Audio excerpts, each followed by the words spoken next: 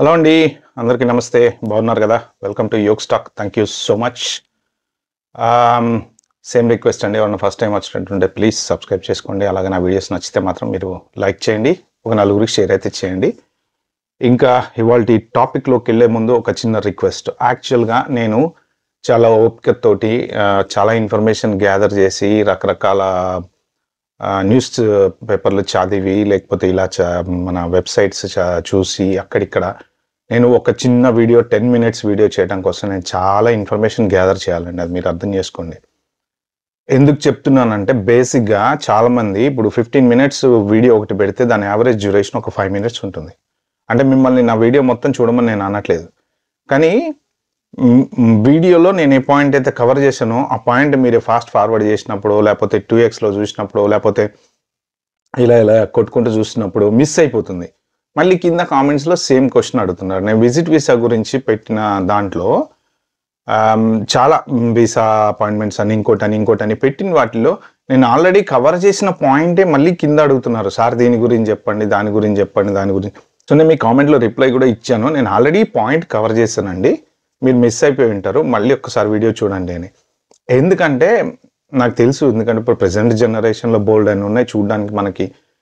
కాకపోతే ఏంటంటే నా రిక్వెస్ట్, నేను ఇంపార్టెంట్ ఇన్ఫర్మేషన్ అయితేనే చెప్తానండి, నేను టైం వేస్ట్ వీడియోలు చేయను. మీకు ఇంతకుముందు చాలాసార్లు చెప్పాను ఆల్రెడీ. సో నా దాంట్లో ఏదో ఒక పర్టికులర్ పాయింట్ అనేది ఉంటుంది. నేను మ్యాక్సిమం ఏం చేస్తానంటే వీడియో చేసే ముందు ఇన్ఫర్మేషన్ గ్యాదర్ చేయడానికి ట్రై చేస్తాను. ఎందుకంటే ఫాల్స్ ఇన్ఫర్మేషన్ ఇచ్చి జనాలనే కన్ఫ్యూజ్ చేయడం నాకు ఇష్టం ఉండదు. అందుకని నేను ఇన్ఫర్మేషన్ క్లియర్గా తెలుసుకున్నాక వీడియో చేస్తా. కాబట్టి మీరేంటంటే దయచేసి నా వీడియో లాస్ట్ వరకు చూడండి. మీకు అంటే చాలా స్లోగా ఉంది, ఎక్కువసేపు ఏం టైం స్పెండ్ చేయలేము అనుకుంటే మీరు 2xలో చూడండి, బట్ మొత్తం చూడండి. అర్థమైందా? మీరు ఫాస్ట్ ఫార్వర్డ్ ఎప్పుడైతే చేస్తారో ఒక పద్యలో పాయింట్ ఇంపార్టెంట్ ఏదైనా మిస్ అయిపోతుంది. మళ్ళీ అదే పాయింట్ మీరు కింద కామెంట్స్లో పెడుతున్నారు. సో ఇంకా యూజ్ ఏముంది నేను చేసి? యూజ్ లేదు కదా. సో దయచేసి మీరు ఫాస్ట్ ఫార్వర్డ్ చేయకుండా వీడియో మాత్రం చివరి వరకు చూడండి.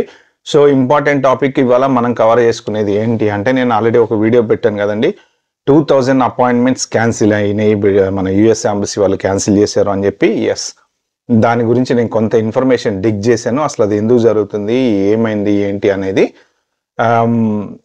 ఇంకా ముందు కూడా అపాయింట్మెంట్స్ క్యాన్సిల్ అయ్యే ఛాన్స్ అయితే ఉంది. మీరు ఎవరెవరైతే అపాయింట్మెంట్ బుక్ చేసుకుందాం అనుకుంటారో, బుక్ చేసుకున్నారో వాళ్ళు మాత్రం ఈ వీడియో కంపల్సరీ చూడండి, మీరు జాగ్రత్త పడండి.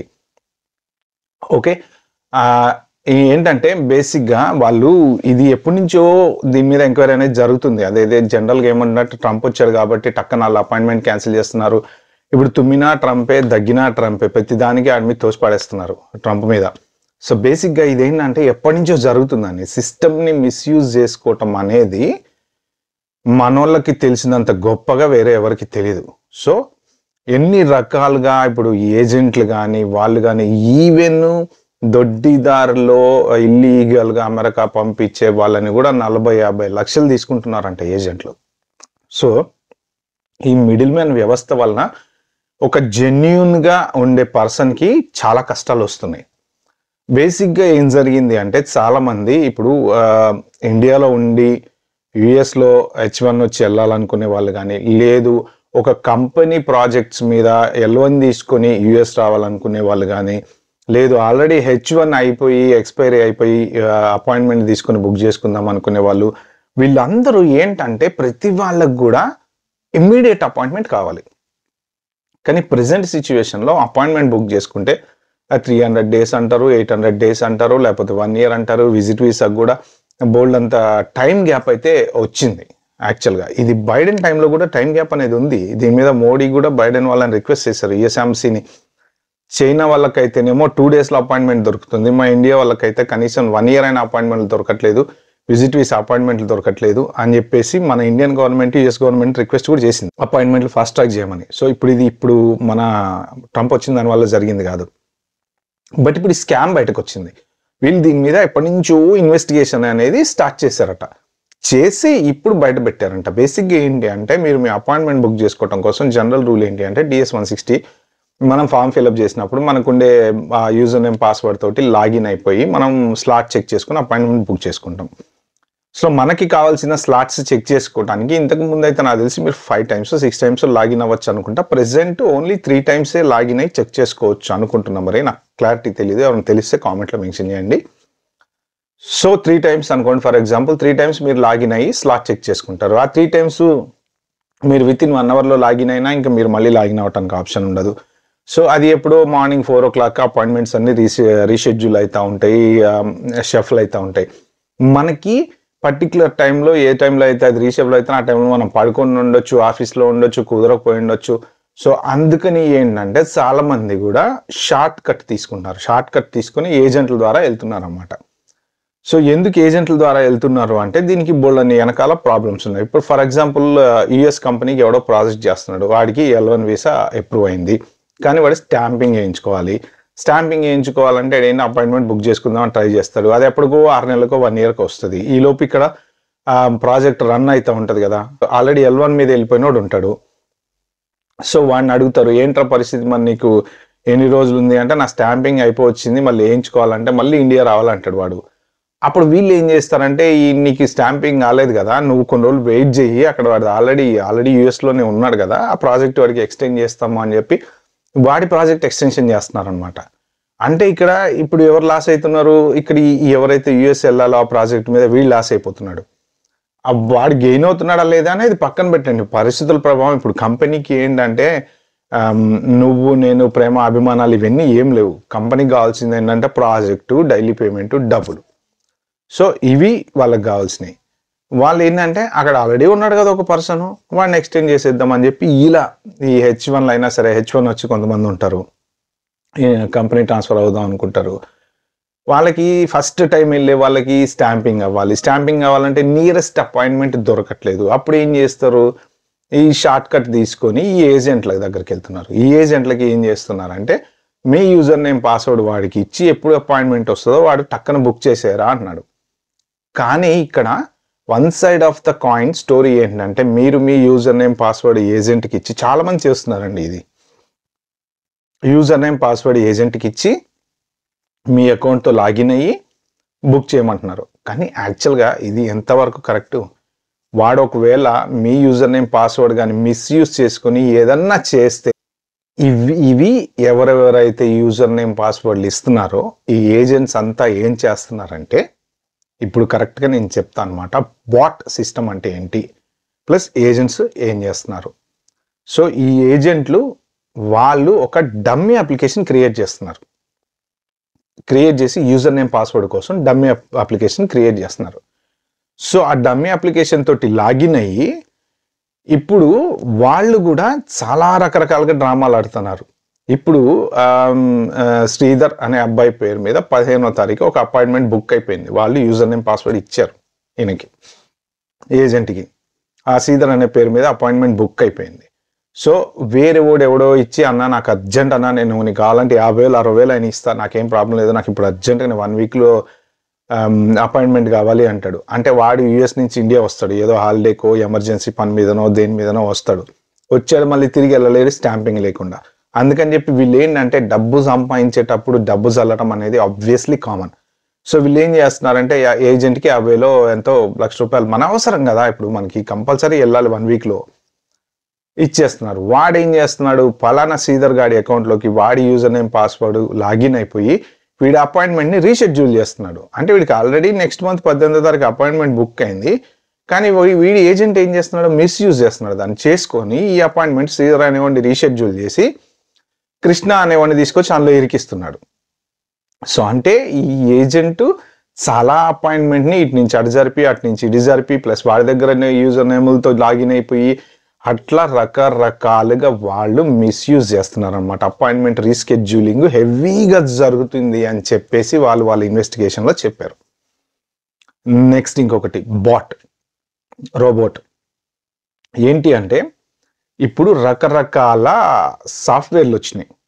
ఈ సాఫ్ట్వేర్లు అన్నీ ఏం చేస్తాయి అంటే, షెడ్యూలింగ్ అల్గారిథంని, యూట్యూబ్ టైప్లోనే షెడ్యూలింగ్ అల్గారిథంని, ఎప్పుడు స్లాట్స్ ఓపెన్ అవుతున్నాయి, ఎప్పటికి అవైలబిలిటీ ఉన్నాయి, ఇవన్నీ చెక్ చేయటం కోసం రకరకాల సాఫ్ట్వేర్లు అన్ని తయారు చేశారనమాట. ఆ సాఫ్ట్వేర్లు మనం కంప్యూటర్లో ఇన్స్టాల్ చేసుకుంటే అది మొత్తం స్కాన్ చేసి చెప్తుంది అపాయింట్మెంట్స్ ఎప్పుడు ఉన్నాయి, ఎప్పుడు అవైలబిలిటీ ఉంది, ఏంటి అనేది. సో ఈ బాట్స్ అనేటువంటి ఈ సాఫ్ట్వేర్లు యూజ్ చేస్తున్నారు ఏజెంట్లు యూజ్ చేసి దాంట్లో అపాయింట్మెంట్ సిస్టమ్స్ అన్ని చెక్ చేసుకొని అది మొత్తం ఒక ఫిల్టర్ చేసి ఒక లిస్ట్ అంత ఇస్తుంది కాబట్టి వీళ్ళు టక్క లాగిన్ అయిపోయి వాళ్ళ అపాయింట్మెంట్లు బుక్ చేస్తున్నారు. అది బేసిక్గా నాట్ లీగల్ అనమాట. ఎందుకంటే మనం కరెక్ట్ లీగల్ ప్రొసీజర్ ఏంటండి, మీ ఫాము, మీ యూజర్ నేము, మీ పాస్వర్డ్ మీరు లాగిన్ అవ్వాలి, మీరు చెక్ చేసుకోవాలి, మీరు బుక్ చేసుకోవాలి. So means you are safe. మీకు అది రేపు రానియండి, నెల తర్వాత రానియండి, 1 year తర్వాత రానియండి, మీ అపాయింట్మెంట్ పర్ఫెక్ట్లీ సేఫ్. ఎప్పుడైతే మీ పేరు మీద ఏజెంట్ లాగిన్ అయి బుక్ చేస్తున్నాడో అప్పుడు అది ఇల్లీగల్ అవుతుంది కదా ఆబ్వియస్లీ.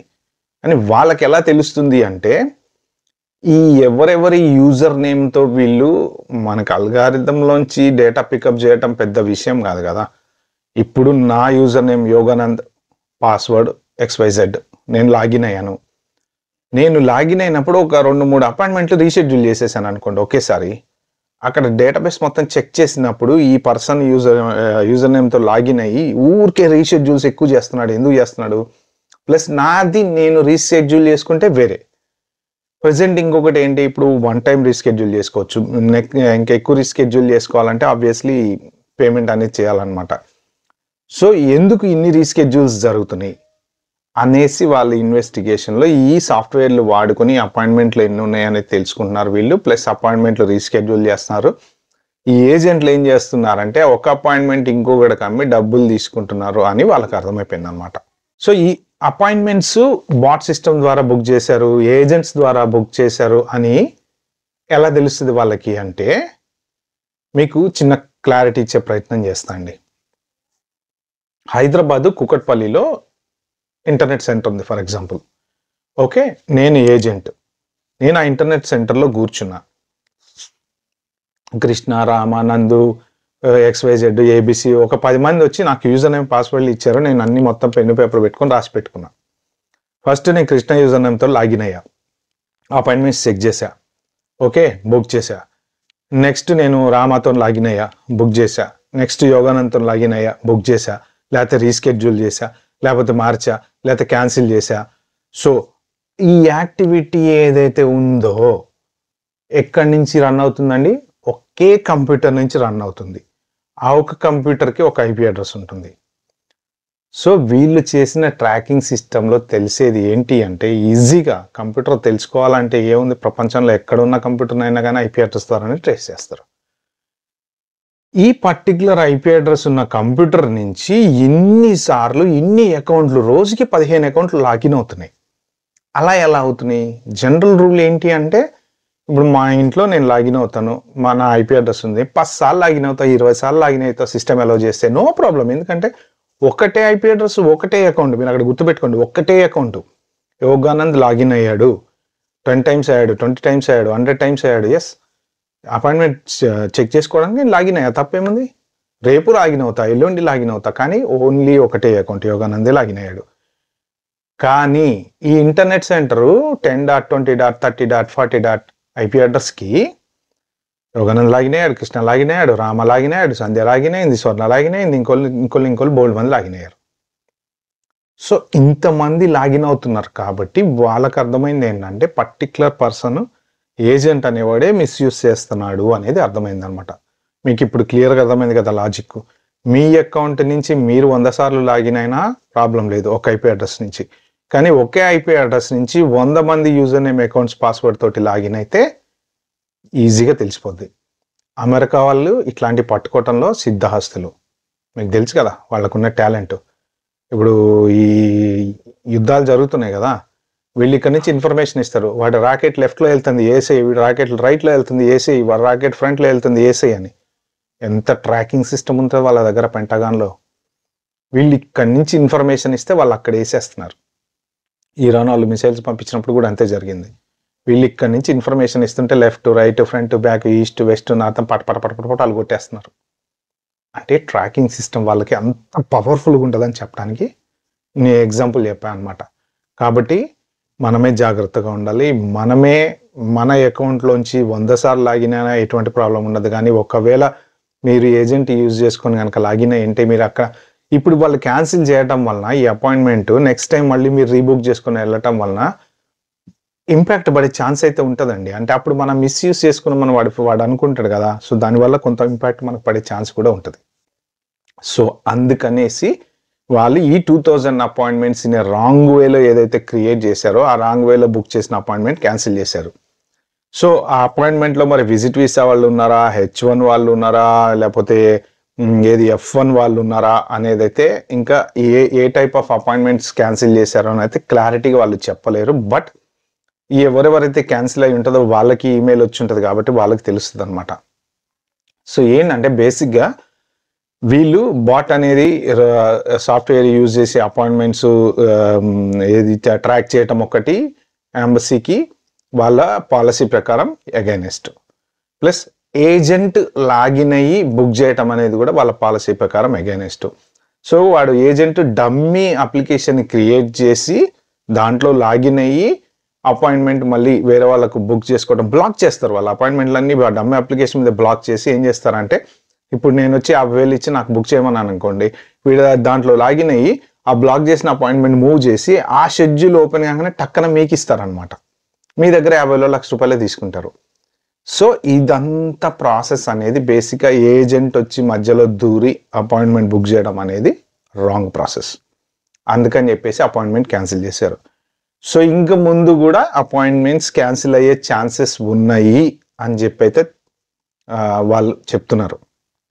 ఇంకోటి ఏంటంటే ఢిల్లీ పోలీసులకు వాళ్ళు ఇచ్చారు, వీళ్ళు ఎఫ్ఐఆర్ ఫైల్ చేశారు, ఇన్వెస్టిగేషన్ చేస్తున్నారు, పక్కన పెట్టండి, అదంతా మనకి అనవసరం అండి. మనకి నష్టం కదా. ఎండ్ ఆఫ్ ద డే నేను ఒక H1 హోల్డరు, ఇండియా వెళ్ళాను, నాకు అపాయింట్మెంట్ కావాలి, నేను వీసా వేసుకోవాలి. ఆ ఏజెంట్ గారి మీద కేసు పెడితే మనకేంటి, ఆ ఏజెంట్ గారిని తీసుకెళ్ళి లోపల పెడితే మనకేంటి, నష్టం ఎవరికి జరుగుతుందండి? వాడికి ఏం ప్రాబ్లం లేదు, వాడు ఆల్రెడీ మస్తు సంపాదించుకుని ఉంటాడు. వాడు పొద్దున వాడు ఎట్లా బయటికి రావాలని వాళ్ళ ఆలోచనలు వాళ్ళకు ఉంటాయి. సో ఇప్పుడు ఇవన్నీ ఈ కేసులు ఇవన్నీ ఏంటంటే మనకి సంబంధం లేదు, అవుట్ ఆఫ్ కంట్రోల్. మనం అసలు దాని గురించి ఆలోచించాల్సిన అవసరం లేదు. మనం దేని గురించి ఆలోచించాలి అంటే మనం నష్టపోయాం కదా, మన అపాయింట్మెంట్ పోగొట్టుకున్నాం. కాబట్టి ఏంటంటే ఎవరైనా సరే ముందు అపాయింట్మెంట్ బుక్ చేసుకుందాం అనుకుంటే మీ అంతటా మీరు మీ యూజర్ నేమ్ పాస్వర్డ్తో లాగిన్ అయ్యి చెక్ చేసుకొని మీకు ఎప్పుడు అపాయింట్మెంట్ వస్తే అప్పుడు బుక్ చేసుకోవడం బెటర్. ఎందుకంటే ఉన్న అపాయింట్మెంట్ పోగొట్టుకొని రేపు పొద్దున వాడు మళ్ళీ ఏజెంట్ గారు బుక్ చేసిన అపాయింట్మెంట్ టైంకి మీరు వీసాకి వెళ్తే నువ్వు ఎట్లా అపాయింట్మెంట్ బుక్ చేసావని వాళ్ళు అడిగి, ఇదిగో నాకు మొత్తం తెలుసు నీ హిస్టరీ ఎంత అని చెప్పి కంప్యూటర్ ఇవాళ రేపు మొత్తం లోపల పేగులతో సహా బయటికి తీస్తుంది. ఒక మనం కళ్ళు మూసుకొని పాలు తాగాము అనుకోవడానికి లేదు, అందరికీ అన్నీ తెలిసిపోతున్నాయి. సో జాగ్రత్తగా ఉండండి. మీ ఓన్ అపాయింట్మెంట్ మీరే బుక్ చేసుకోవడానికి ట్రై చేయండి. కావాలంటే మీరు ఇండియా వెళ్ళటం 4 రోజులు పోస్ట్పోన్ చేసుకోండి, అన్లెస్ ఎమర్జెన్సీ, ఫ్యామిలీ ఎమర్జెన్సీ ఉంటేనో, ఎవరైనా హాస్పిటల్లో ఉంటేనో, అలాంటి సిచ్యువేషన్స్ ఏమైనా ఉంటే మనం అవాయిడ్ చేయలేం కాబట్టి. బట్ రేపేం జరుగుతుంది అనేది మనం ఊహించలేమండి. మంచి జరగచ్చు, చెడు జరగచ్చు. ఇండియా పోయి వెనక్కి వచ్చి పోర్ట్ ఆఫ్ ఎంట్రీలో ఎలగొట్టించుకున్న వాళ్ళు బొంగోళ్ళు మంత్ ఉన్నారు. డిపోర్ట్ అయిన వాళ్ళు రీసెంట్గా H1 వాళ్ళు, F1 వాళ్ళు స్టూడెంట్స్ని డిపోర్ట్ చేశారు, H1 వాళ్ళని డిపోర్ట్ చేశారు, ఈవెన్ విజిటర్స్ వాళ్ళని కూడా డిపోర్ట్ చేస్తున్నారు. So there are lot of reasons. మీకు కొంచెం తేడా వచ్చిందంటే పక్కకు తీసుకెళ్ళి కూర్చోబెట్టి ఎక్స్ట్రా బెట్టింగ్ అంటారు దాన్ని. ఓకే, ఏది డీప్ బెట్టింగ్ అని ఏదో కూర్చోబెట్టి వాళ్ళని అడుగుతున్నారంట. సో రకరకాలుగా బెట్టింగ్ అనేది జరుగుతుంది. మీ అపాయింట్మెంట్స్ మీ ఓన్గా మీరే బుక్ చేసుకోండి, ఏజెంట్ మీద డిపెండ్గా అమ్మకండి. ఓకే ఫ్రెండ్స్, ఈ వీడియో కనుక మీకు నచ్చినట్టయితే ప్లీజ్ అండి like, share, subscribe my channel. Thank you.